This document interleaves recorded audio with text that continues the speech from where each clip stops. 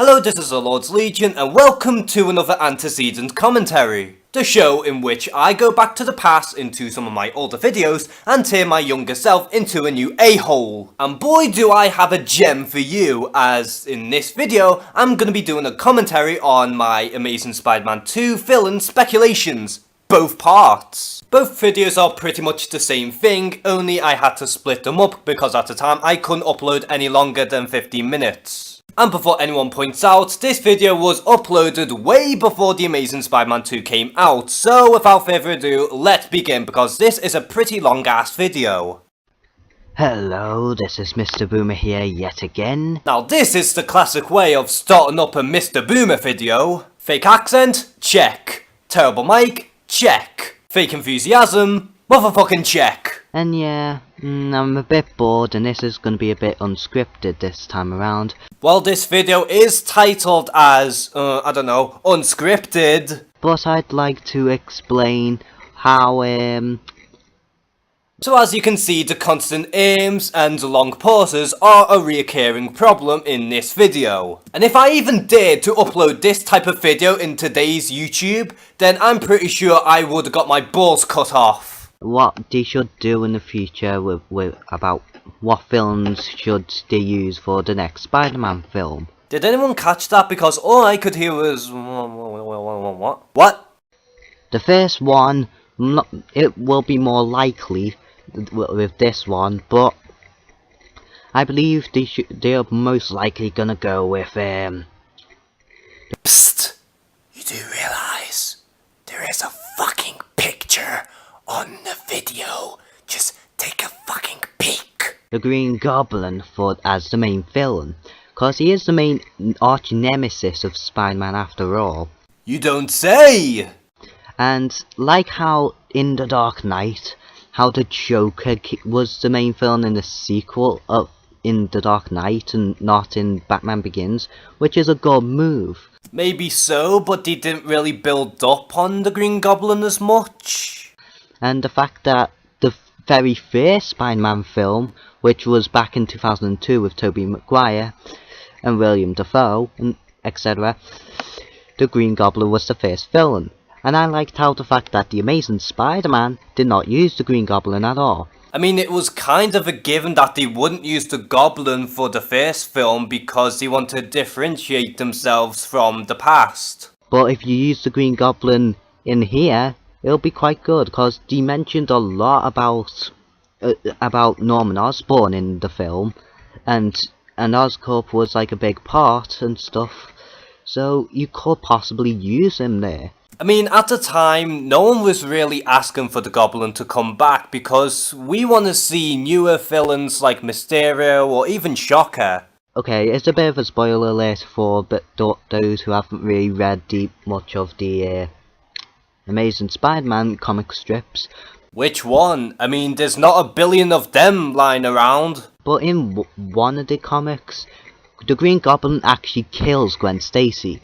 At this point, that isn't even a spoiler, but rather just general knowledge. So if you do that in the sequel, much like if it's done right and they did it on the bridge and they have like an emotional fight, this, that and the other.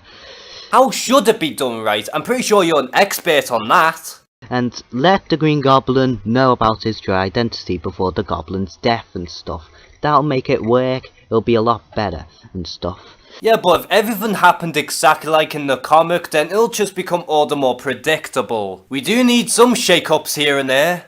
So, again, if I uploaded this type of video in today's YouTube, then I would be accused of doing so much space and consuming as much time as possible for ad revenue. So yeah, if you can do that, then after the death of Gwen Stacy, you could show Mary Jane coming out at the end credits, or after the credits of The Amazing Spider-Man 2. I mean, at least you corrected yourself for once. And make her say, "Hey Tiger, you hit the jackpot." Nolan North, eat your heart out. And also, if the Green Goblin dies in this one, then you could send out the new Goblin. Yeah, because Sam Raimi hasn't even done that already in his third film. Or Harry Osborn could could have like a drinking problem, like in the sequel and stuff. If Iron Man 2 was so afraid of doing a drinking problem for Tony Stark, what makes you think that they're gonna do one for Harry Osborn? I mean, come on now. And you can do that and make sure that that he becomes the Green Goblin this time around. Stutter, stutter, stutter, stutter, stutter. At least do some retakes. Not the new Goblin, that looks a bit stupid. Again with itching your mic? Oh, come on, man. If it really was that messy, at least rub it before you start recording. The second possibility could actually be Venom. Now this is probably the most fake accent I've ever done in a video. And that is an achievement. By the looks of it, the Amazing Spider-Man is more kneeling to the Ultimate Spider-Man storyline. Really? You couldn't be asked doing research? At this point, I'm not even surprised. And in the Ultimate Spider-Man comic strips, Oh, be careful there, mate. Get the fly out of your throat. Peter Parker's dad, Richard Parker, I believe his name is, kind of forgotten. Was it really that difficult to go on Google? He did create the symbiote, which was made on Earth, so that it's meant to be a suit which could cure cancer. So if you make that happen, then that'll. I'm actually getting really bored from this video. Can someone wake me up when anything funny happens? Then that'll be quite good for Peter to learn more about his Am I really smacking my lips like Heath Ledger's Joker? I'm pretty sure that wasn't even the first time either. Oh, and make sure Eddie Brock is more bulked this time. Get a bulked actor. As long as he starts the blonde hair, he's still a rival, this, that and the other. Looks don't really define the character in terms of acting. So long as they act the part, then they're good for the part. Wait, now's not the time to inhale a bong. I mean, I'm pretty sure you're too young for this anyway. And make sure Venom's more bulked, as in the symbiote, as in, when he's Venom, make him more bulked, make him more intimidating, menacing, this and the other. Awkward pauses aside, yeah, I'm with you on that one. Make Venom more intimidating than bulky. You can do it, Feige! But if you do that, then you could probably show the dying symbiote in the post-credit, after the credits even. You could show the dying symbiote that's somehow surviving from the battle, and you can make it produce the Carnage symbiote. Now that is too much wishful thinking. Then again, I'm still dying to see Carnage in live action at some point. However, that one seems quite unlikely. Well, it can be likely, but you know, it's not going to be as likely as the Green Goblin theory, that's it. At this point, this video has everything to avoid in terms of making a video. And in my opinion, I don't think it will work if you have both of them together in one film. So why bring it up then? I mean, having both Venom and Green Goblin to be both established in the second film will just be a complete clusterfuck. Cause it'll be all over the place, unless you do it right. But how can you possibly do it right? I mean, unless it was split into two parts, then there's no fucking way that could happen. Like, maybe in the beginning he finds the symbiote, or maybe, no. Actually, he fights the Green Goblin first, or something. Fights someone, gets who's trying to steal the symbiote. Symbiote attaches itself to Spider-Man, yada yada yada. He acts like a jerk, even to Harry, who I give up. Who he's saying he should man up and stuff, which could make Harry had this goblin drug problem like in the comics. That would be quite good actually. Making Parker push Harry so much that he can take the goblin serum. Okay, I watched this section in its entirety and it's so boring it almost made me fall asleep. Let's just skip to the next part of that video. A definite minor villain for the Amazing Spider-Man so that he can fight time and time again. What the fuck is that background noise? I mean, that's just unbearable. Could you at the very least wait until it was gone and then start recording? I would suggest Electro, and make it like he was the one that killed Uncle Uncle Ben. An interesting idea. Please tell me your thought process behind this sort of interesting idea. Or more accurately, something that's completely half-assed. Well, I know it didn't really happen in the comics, and I know it was a bigger, yeah, I know, but the Joker didn't kill Batman's parents in the Tim Burton's Batman, but it still worked. Yeah, but it worked in Tim Burton's Batman because it gave the main hero and the main villain more connections, while Electro is only a minor villain. And if you can do the same thing with Electro being the one that kills him, that'll be quite good. And it'll be kinda interesting to see Electro, cause I wanna see Electro somewhere down the line, making it like he's the one that killed the parents or something. But does Electro really need to be the one to kill Peter Parker's parents? Another minor film that I want to see somewhere down the line in the trilogy is the Vulture. To me, the Vulture is the most bland and boring villain in the Spider-Man Rogues Gallery. But then again, Michael Keaton as the Vulture in Homecoming might change that. I don't know how he'll fit into any of this, but if you see, as long as you see him or whatever, that'll be quite good. Hint hint, link him up with Oscorp. There'll be better views with Scorpion, however it seems unlikely cause, well, the Scorpion did die in the Amazing Spider-Man video game. Is that really canon though? Or maybe Rhino as well, that'll be quite good. Bring in Rhino if that game's not canon. But I think, a bit off topic here, but I believe that the game is probably canon, cause of it was based right after the establishes, well, spoiler alert, Captain Stacy's death.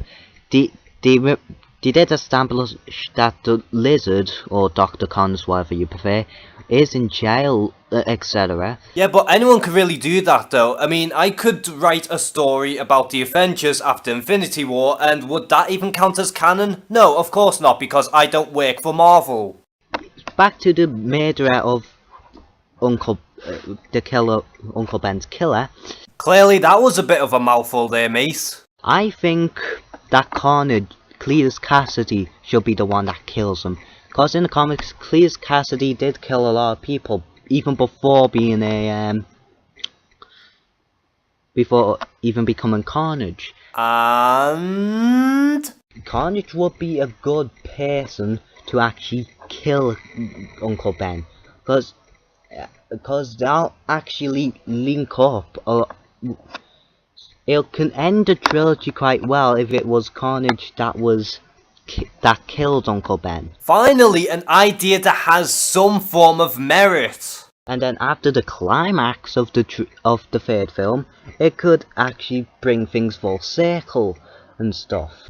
Yeah, if you're using Venom for the sequel, make Carnage the one that killed Uncle Ben. Is Uncle Ben really that difficult to remember? I mean, you're one sick fuck for disrespecting the dead. If you're gonna use the Green Goblin, make sure it's either the Hobgoblin or Electro that killed Uncle Ben. Jesus Christ, have you really got Alzheimer's or something? Villains that I don't want to see even in this universe, or trilogy, whatever you want to call the new series of Spider-Man films. It is called the Amazing Spider-Man series, you know. Do not do Kraven the Hunter. If I said don't do Kraven in any of my videos today, then chances are I probably would have got crucified. But despite Kraven's Last Hunt, he's still shit. Do not do Morbius, cause I'm sick to death of vampires, and it'll be a bit too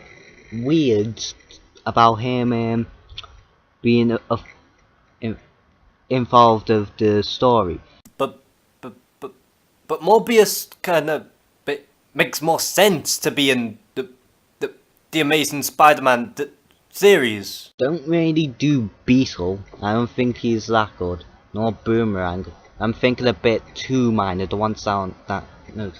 Don't diss the superior foes for Spider-Man, man. Beetle and Captain Boomerang will bang your ass any day of the week.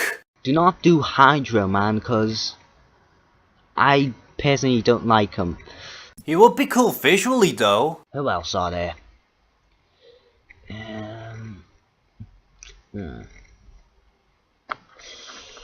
This clearly didn't have to be done in 2 parts. There is such thing as trimming the blanks. Do not use Black Tarantula. I don't think he kind of fits. I think you should use them for the Spider-Girl spin-off or whatever.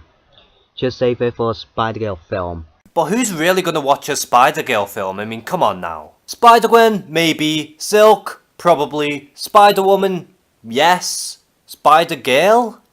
Well, that's pretty much about it for the films that I do not want to see for the Amazing Spider-Man films. This video so has little fucks in this. But yeah, I'm gonna end this video right here because this video is just balls. And this video has pretty much everything to avoid while making a video. This includes more preparation, some more research, get rid of some awkward pauses, at the very least bullet point your points, and of course show some more enthusiasm in your videos. Because this video was so boring and even tearing it a new arsehole was just a chore in my eyes because even I almost fell asleep. And before I go, I just want to say that I'm going to do an impression which should be out either tomorrow or Monday. And to give a quick little hint, I think you should all look up at the stars. So as always, thank you guys for watching this video, please like and subscribe,